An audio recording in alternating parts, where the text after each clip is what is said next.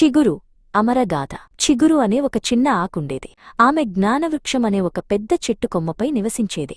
సూర్యుని వెచ్చని కిరణాలలో ఆడుకోవడం, గాలితో పాటు మెల్లగా ఊగడం ఆమెకు చాలా ఇష్టం. ఒకరోజు కొన్ని పాత పసుపురంగు ఆకులు చెట్టు నుండి నెమ్మదిగా రాలిపోవడం చిగురు చూసింది. అవి కింద పడిపోతుంటే చూసి ఆమెకు చాలా భయమేసింది. చిగురు భయంతో వణుకుతూ, తాతా చెట్టు, ఆ ఆకులు ఎందుకు మనల్ని విడిచి వెళ్ళిపోతున్నాయి?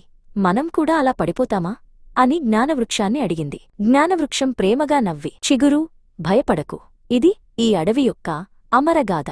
ఇక్కడ మరణమనేది ముగింపు కాదు, అది ఒక కొత్త ప్రారంభం, ఒక పునర్జన్మ అని చెప్పింది. మనం అందరం ఈ అద్భుతమైన నాటకంలో భాగం అని చెట్టు కొనసాగించింది. ప్రతి ఆకు తన పాత్రను పోషిస్తుంది. నీ పాత్ర పచ్చగా ఉండి నాకు శక్తిని ఇవ్వడం. ఆ పడిపోయిన ఆకులు మాయం కావు, అవి మట్టిలో కలిసిపోయి నా వేర్లకు జీవశక్తిగా మారతాయి. ఆ శక్తితోనే కొత్త ఆకులు పుడతాయి. అది పునర్జన్మ ప్రయాణం, ముగింపు కాదు అని జ్ఞానవృక్షం వివరించింది. పునర్జన్మ గురించి విన్నాక చిగురు భయం మాయమైంది.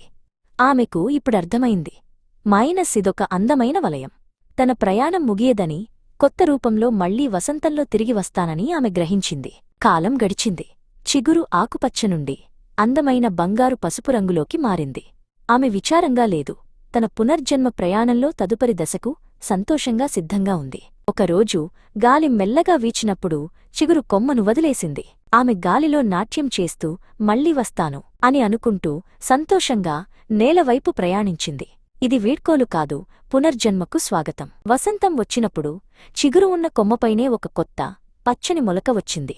అది చిగురే కొత్త రూపంలో పునర్జన్మ పొందింది. జ్ఞానవృక్షం చిరునవ్వు నవ్వింది. అమరగాథ కొనసాగుతూనే ఉంది.